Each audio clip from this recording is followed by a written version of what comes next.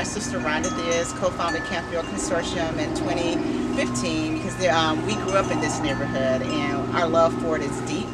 And I went off to college in New York, and after our parents passed away, we both spent more time in the neighborhood and was just struck by how drastically the neighborhood had declined. You know, a lot of people had moved away. There was a good number of vacant lots, and so we didn't want our neighborhood, the neighborhood that we grew up in, to become like many other neighborhoods in Detroit that just didn't have a community foundation where they could fight and advocate for what they wanted and needed in their neighborhood. So we founded Canfield Consortium to address the needs, and because these are legacy homes that were passed down from parents or grandparents or great-grandparents. I live on Montclair between Mack and Canfield in a home that was passed down from my parents. My parents moved from Tennessee, migrated here to Detroit, and then were able to purchase this home in 1967, and then they passed it down to me and my sisters, and I now live here. Flood event is not likely a DWSD sewer defect. To be quite honest, is disappointment and anger with the city, because sewer infrastructure, the pipes, the drainage have been, the residents of East Canfield Village have been talking about this for, I know over 20 years, right. Maybe even longer than that. You know, the infrastructure here is over 100 years old. Residents here, they choose to be here, the majority of them. It's important to document this story because we've had things like this happen in the past, and they've been swept under the rug. Like after a few days or weeks, people forget about them, they move on, and then the same thing happens another time. But at what point is someone going to address the root cause? Because we're coming off of COVID, which was devastating, you know, to the world, to the country, to Detroit, to our neighborhood. And then, you know, now that we have some type of relief, to have your neighborhood and your home flooded, and how do you deal with that? How do you deal with the loss of personal mementos, personal property, and really not getting adequate support from the city? We've reached out to our District 4 leadership, and it's been like the city doesn't have the money, the city has laid off people, we don't know if we can help you. So it's all, we've been told about the lack of things, and in no way has there been any type of sympathy for what has happened or what could be done. And I would like to kind of highlight Letitia Johnson, who's running for yes.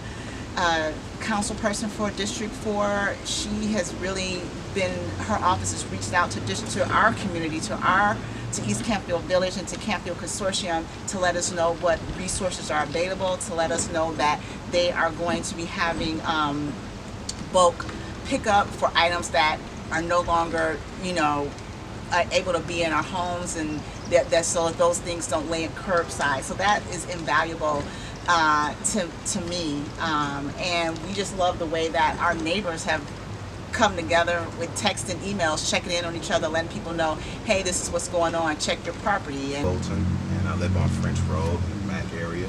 Actually, I've been living here in this home for about 11 years, 10 or 11 years. I bought it in 2011, so yeah, 10 or 11 years. And before that, my dad owned this home, and he was renting to tenants and everything. So I actually bought the house from him, and this is my first house that I've ever had. Congratulations to you guys, because you are doing something or part of something that a lot of black people, not only in this country but in this city, don't get an opportunity. Is to, number one, be homeowners, and number two, to be able to inherit property from, you know, a black a family member. It was crazy because I received three calls about 3:30 in the morning from a tenant up the street, and he called me saying that the flood was right under the electrical box, and he was scared and all of this stuff was going on, so that kind of woke me up. And he asked me to go check mine to see if it was going on. And I told him, I was like, no, I think everything good. So she just got up.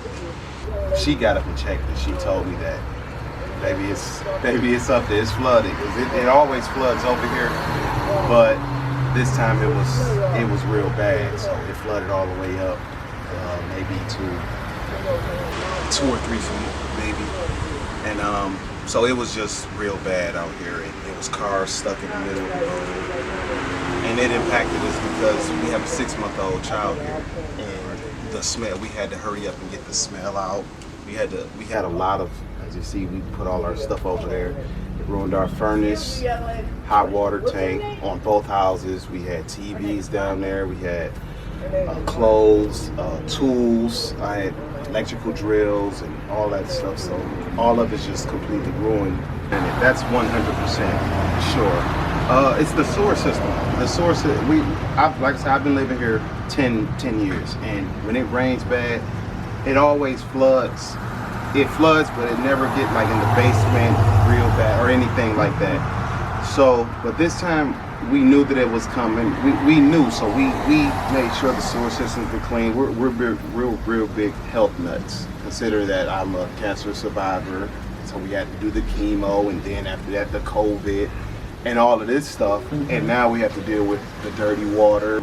This time it was 10 times worse. It ruined all of our stuff in the basement. Like I said, as of now, in both houses we don't have hot water tank, hot water, furnace, central air. We don't have anything. So, and we're just waiting. Just got to sit here and wait, and hopefully it's not a big long delay.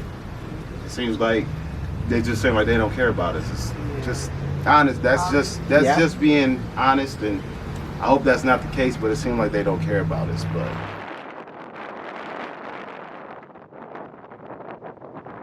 Betty Stevenson, and I stay on May.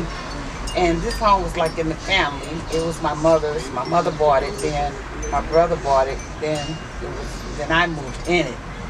And I've been on this block since 55, but I've been in this house since 84.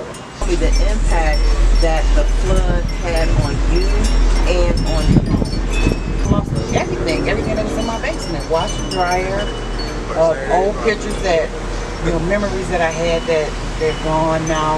And I'm just something that the city can do, but I don't know what, but they need to do something. I didn't call them over and over because every time it rained, the drain in front of my house stopped it. So I had to go out there with my rake and stop it. Then it's the drain on the side of my house. It's always smelling, and it holds water also. And I've been calling them, but they know they need to come repair this. Excuse me, but they're not doing anything.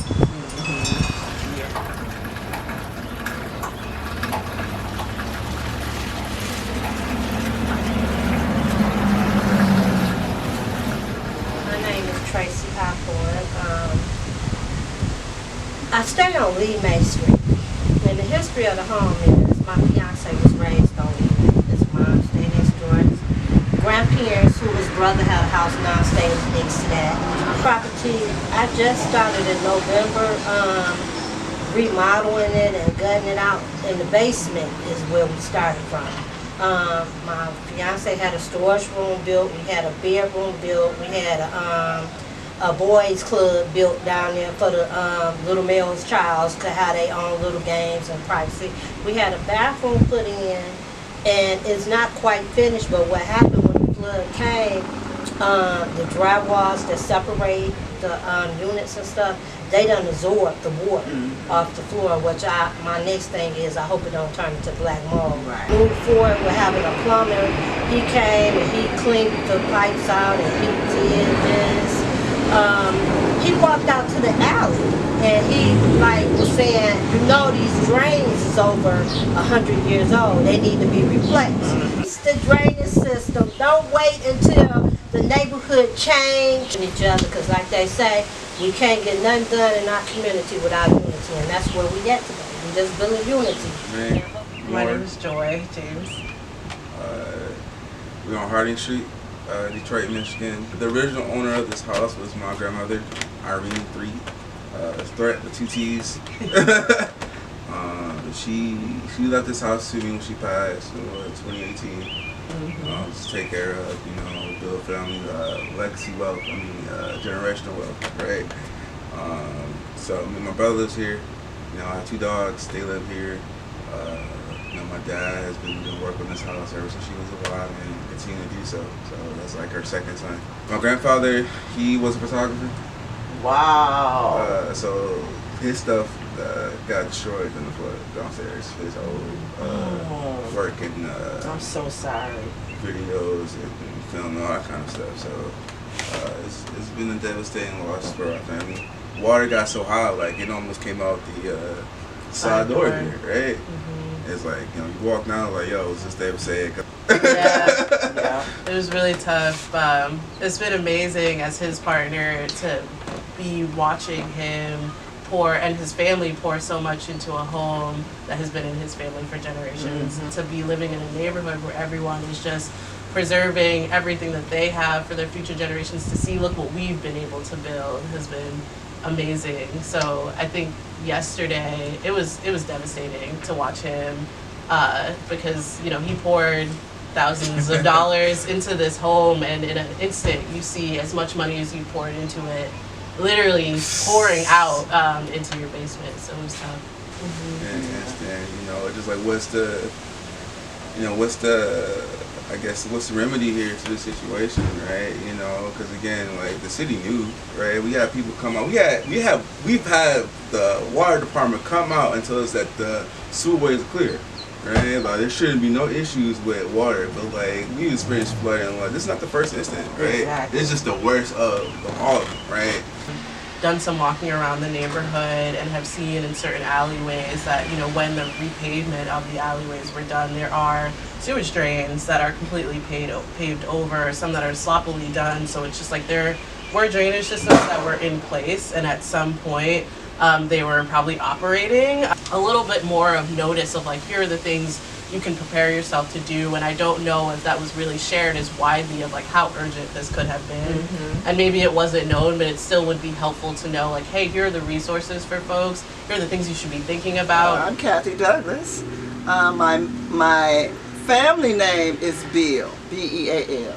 We're on the French Road, and we have named our block the French Connection. I'm a second generation homeowner here. This was my family's home. They moved here in 1946. Wow.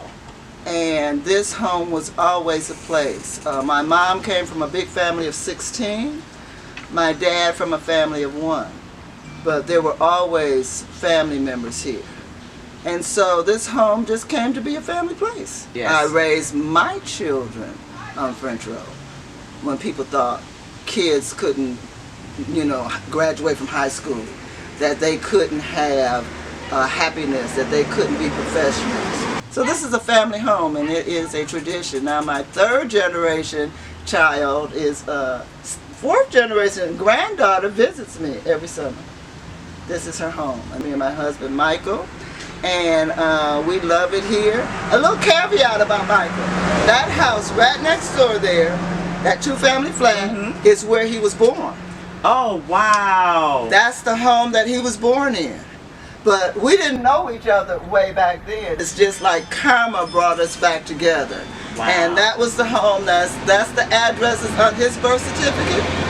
This is the address that's on mine. And so we have made a great bond. The flood just, I know the area has flooded and it's done things. And you know, we have put a big investment in redraining and opening up the pipes and doing all the things that we're supposed to do as homeowners.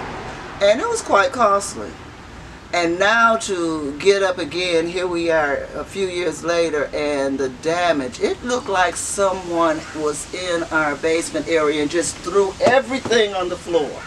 I had never seen anything like that before. The water obviously came up but had receded before we knew about it, but it looked like someone had just gone through and trashed it, turned all the baskets over, threw things down. It was almost like something very traumatic. So we've been carrying out bag after bag after bag, and I just tell them if it's wet, don't even show me anymore.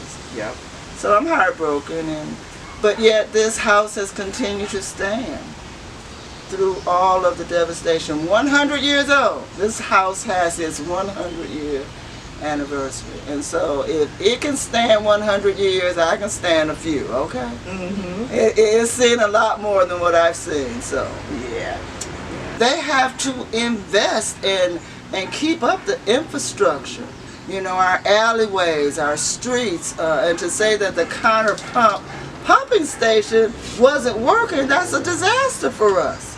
That's exactly why we ended up like we did. I think the city has to love on us like we love on this home.